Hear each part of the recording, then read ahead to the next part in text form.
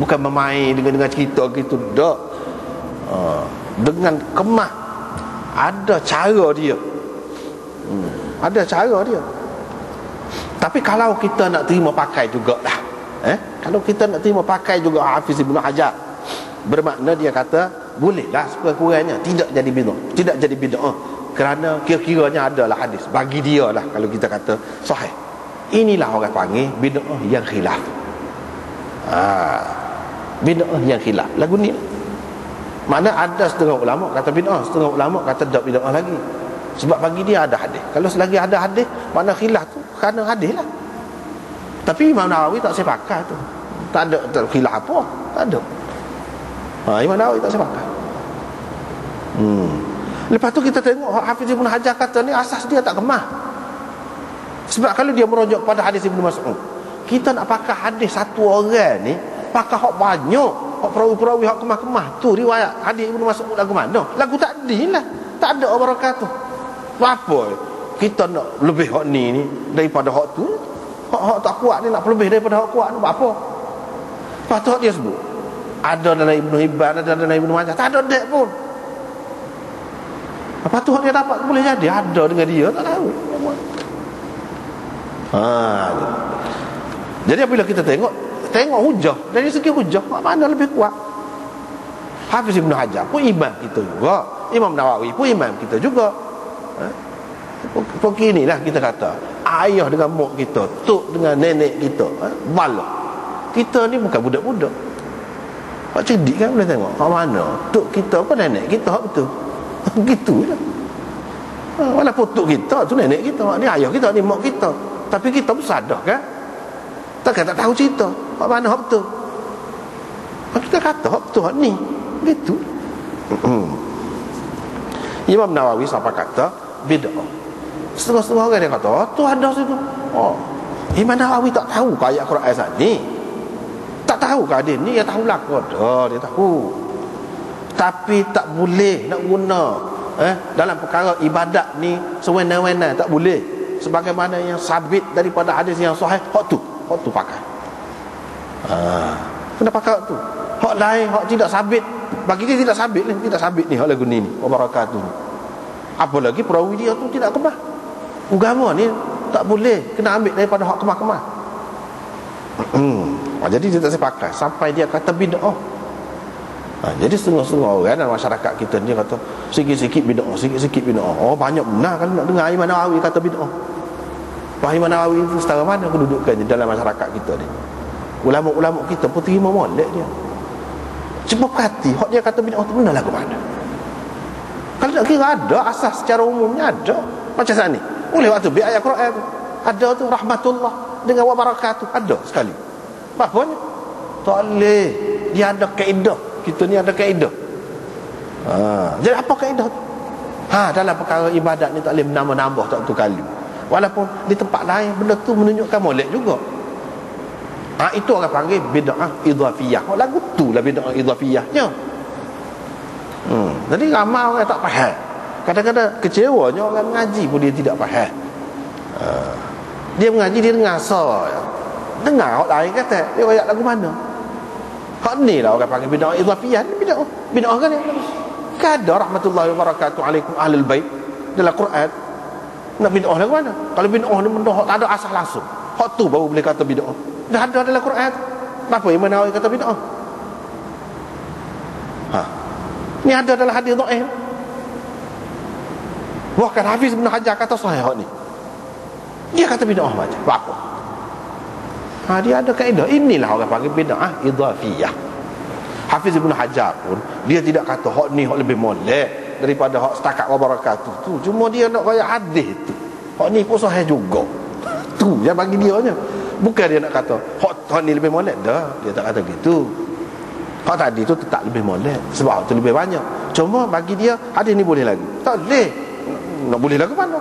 Musa bin Qais tu ada. Lepas tu dia sendiri bukan tu hak ni riwayat ni Abdul Jabbar ambil, bukan Alqamah.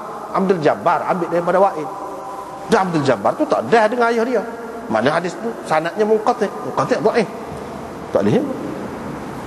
Pas dalam Ibn Hibban tak ada, dalam Ibn Majah tak ada. Hak lagu ni tak ada. Dalam Abu Dawud ada. Lepas tu Imam Abu Daud apa mari? Boleh ilmu lah kita. Kalau tidak tak faham ni. Boleh ilmu lah kita. Kadang-kadang dia nak buat mari, orang yang kata tu buat lagu ni dia mari mana? Sandaran dianya paling tinggi hadisnya tak kemah. Ataupun dia kata kemah, maka dia kata bolehlah pakai. Itu khilaf lah. Itulah orang panggil bid'ah. Kalau kita nak terima Hafiz Ibn Hajar kata tu, maka ini termasuk dalam bid'ah khilaf. Tapi ada juga bid'ah yang tidak khilaf. Hak idhafiyah pun tidak khilaf. Semua kata lagu tu.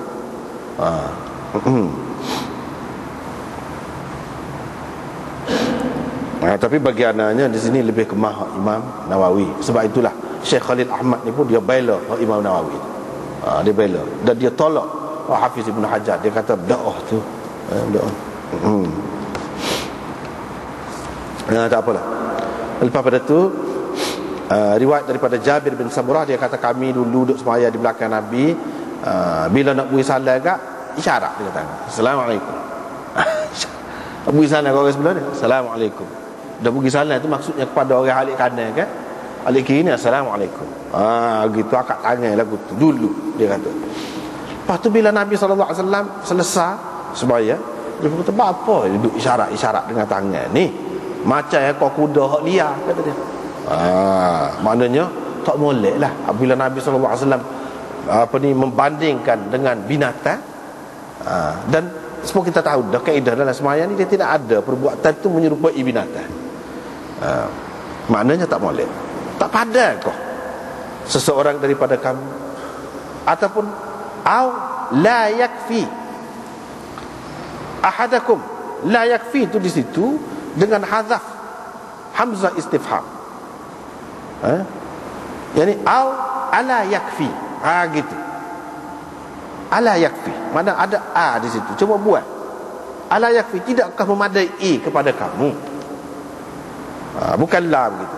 Tapi kalau kita kata awala yakfi, adakah tidak memadai kepada kamu? Kalau lagu itu satu cara juga. Tetapi tidak lebih kemah. Sebab apa? Awala maknanya ni dia berkait dengan ayat mana? Inna ma yakfi ahadakum.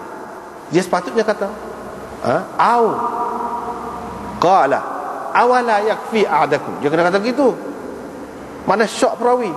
Ini ayat ni bersambung. Tak boleh. Hak lebih kemah au la yakfi ahadakum, yakni dengan hadaf hamzah istifham sebelum la. Hak tu lebih kemah. Tidakkah memadai kepada kamu dia yaqul hakata.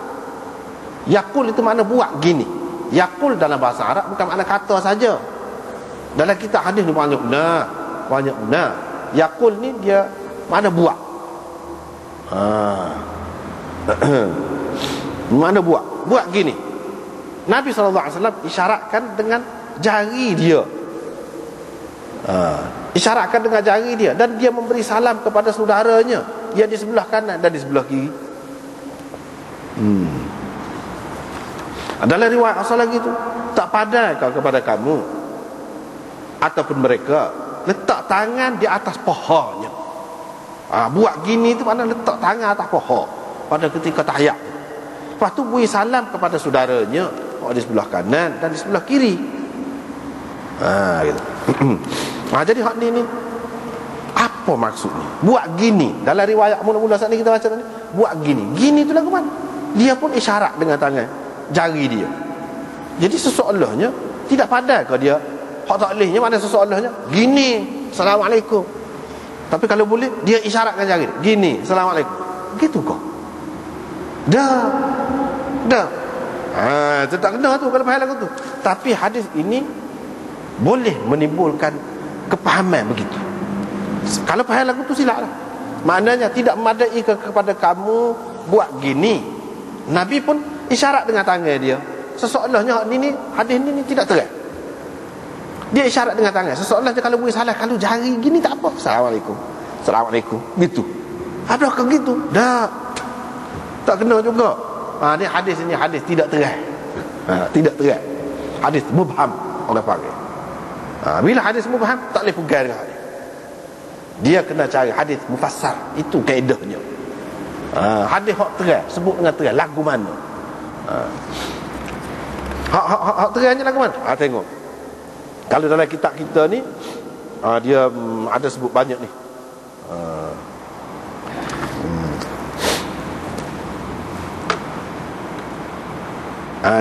Umpamanya dalam pada muka surat 340 dah atas sekali tu. Hak sebenarnya lagu ni riwayat ini Imam Ahmad mengemukakan dalam musnadnya dengan sanad dia min tariq Yazid an Mis'ar, ala yaskunu ahadukum wa yushiru bi yadihi ala fakhidhihi thumma yusallimu ala sahibihi an yaminihi wa an shimalihi. Tidakkah seseorang daripada kamu tu tenang? Tidak patut ke seseorang daripada kamu tu tenang dalam sembahyang dan dia isyarat dengan tangan dia atas pohon. Isyarat saat ni tangan tu duduk atas pohon. Jadi isyarat tu masa tahiyat tu, asyhadu an la ilaha illallah tu. Hak tu maksudnya. Bukan angkat tangan gini, assalamualaikum, assalamualaikum, angkat jari gini dah. Jadi isyarat dengan jari tu isyarat pada ketika tahiyat tu, dalam keadaan tangan letak atas pohon. Lepas tu bui salam, assalamualaikum, dengan tidak mengangkat tangan kau jari kau apa dah. Assalamualaikum, assalamualaikum. Ni riwayat yang terang. Jadi kalau kita pakai riwayat ni serupa dengan sebelum pada ni lah, ada isyarat kan pada ketika tahiyat tu. Duduk tahiyat, dia serupa dengan tu.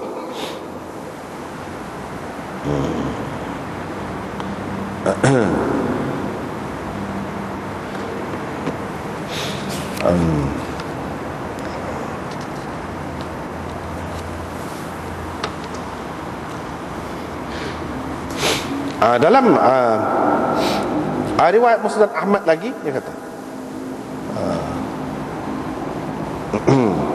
dia ada di sini pada muka surat 341, tidak nak baca semua. Ma balu aqwamin yarmuna bi aydihim ka'annaha aznabul khayl asy-syams. Berapa ramai orang duduk isyarat dengan tangan masing-masing ni macam ekor kuda hak liar. Ala yaskunu ahadukum wa yushiru bi yadihi ala fakhidhihi thumma yusallimu ala sahibihi an yaminihi wa an shimalihi. Ni terang. Ni terang. Lepas tu dalam riwayat Abu Daud tu sendiri, hak yang kedua saat ni, tidak memadai kepada kamu letak tangan atas pohon. Letak tangan atas pohon. Jadi Nabi SAW isyarat saat ni buat gini. Dia pun isyarat dengan tangan ni, letak gini. Tak pandai kau kamu letak atas pohon. Dia isyarat tu maksudnya isyarat letak atas pohon dengan isyarat dengan jari dia. Tapi pengarang Aunul Ma'bud dia kata, ini pun syarah Abu Daud juga. Aunul Ma'bud syarah Abu Daud juga apa nama ni, ulama India juga besar juga syarahnya. Dalam tu dia kata Nabi SAW isyarat dengan tangan dia, isyarat tangan ni kepada tempat tu. Tidak memadai ke kamu buat gini, dia pun isyarat dengan jari dia buat gini. Dia kata buat gini. Jadi Khalil Ahmad kata tak kena lagu tu, sebab Khalil Ahmad ni dia tulis kemudian syarat. Tak kena lagu tu. Kalau Nabi buat gitu mungkin orang faham. Tak padan kau kamu buat gini, jadi orang akan buat gitulah dalam ayat. Tak kena. Apa kata dia kata lagu tu ni? Jauh langit dengan bumi kata dia. Mana bukan makna gitu. Dia kata Nabi SAW isyarat dengan jari dia tu, dengan dia letak. Buat gini tu dia pun letak tangan atas pohon ni dekat lutut tu, lepas tu pun dia isyarat dengan jari dia. Baru selesai. Baru tak ada keliru. Kalau dia kata tidak memadai kepada kamu buat gini sambil isyarat gini, jadi orang akan faham kena buat gini, bukan letak tangan atas pohon ni. Tak faham tu lagu tu. Sebenarnya dia orang kemudian mari kadang-kadang tengok ni tak kena ni, boleh keliru ni. Bukan lagu tu maksudnya. Kena tengok riwayat yang lain. Sebab sini kita tengok dalam riwayat yang kedua, tidak memadai ke seseorang tu letak tangan dia atas pohon dia. Tapi dia tak ada sebut pula isyarat tu, tak ada sebut sini.